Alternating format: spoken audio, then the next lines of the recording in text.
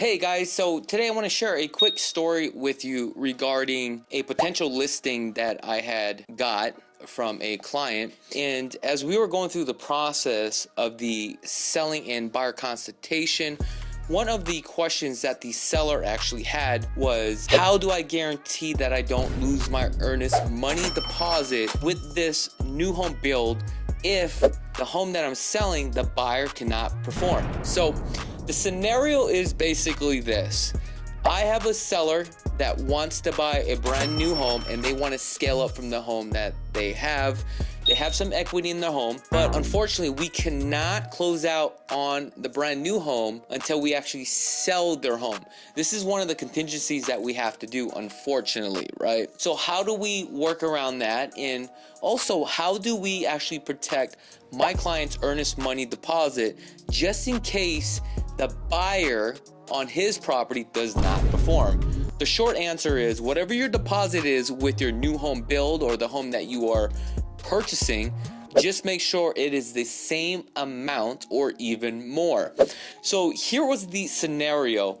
So on this brand new listing that we had picked up, my clients were interested in scaling to a bigger, better home, and the home that they wanted to purchase was a KB Homes. Now, we did get KB financing because of the benefits currently at this time. Now, one of the contingencies in order to move forward with this transaction was he would have to sell his home and take the proceeds from that home and use it as a down payment for his new home. Now, what that means is we have to get his home on the market. But what happens is the builder will give us a contingency. And this is something that you have to negotiate.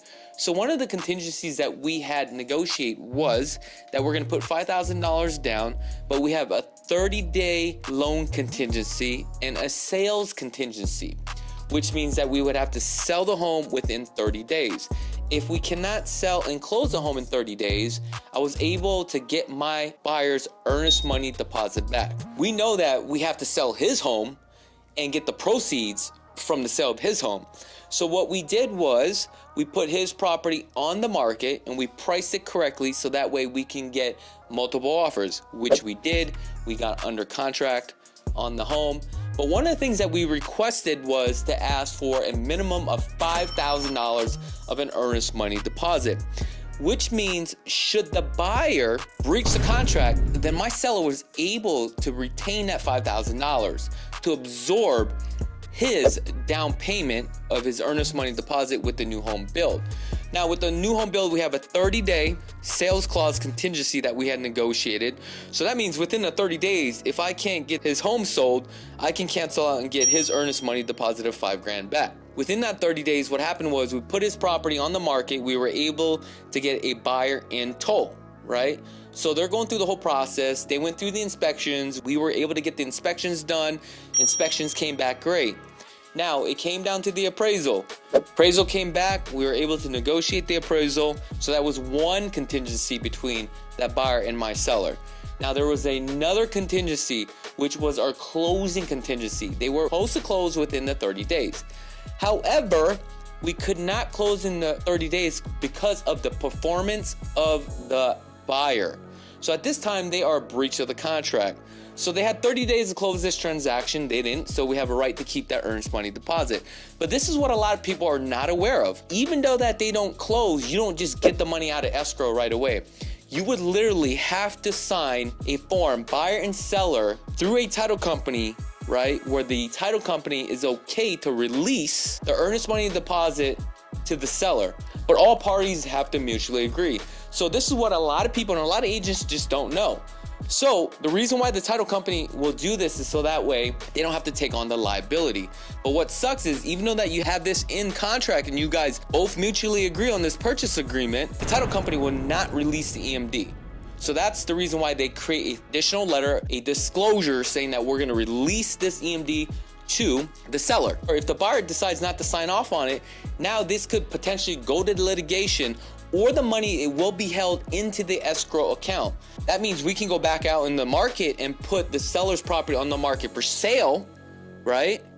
But he's not gonna get that EMD. And that doesn't work for our situation, because if that buyer does not perform and we don't close within that 30 days, we can still cancel out of my seller's transaction on the new home he's buying and get his EMD back. However, his closing date had passed our sales contingency. So if this is the case, what do? We recreate another contract, and how we handled this situation was this. The buyer still wanted the home, so what we did was we renegotiated a deal by creating an addendum. And the verbiage states this, that 100% of the earnest money deposit of $5,000 to be released to the seller without any further signatures. And this is to be released immediately. The reason why we have that verbiage is, number one, if you notice, we had said the total price of the $5,000 to be released, and it's non-refundable and without any further signatures. So what this means is, by us creating up this addendum, we don't need to get additional documents from the title company.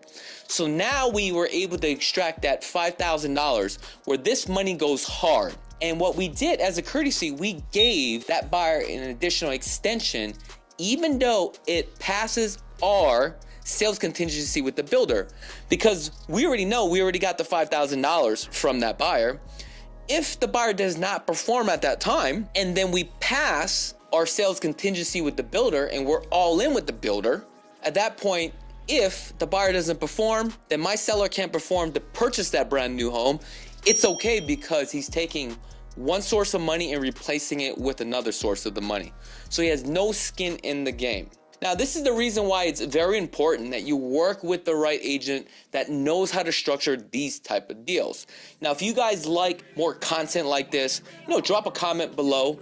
If you agree or disagree, let me know. If you're an agent that's watching this video, let me know what you would do different. Other than that, until next time, I'm Chakits. Peace.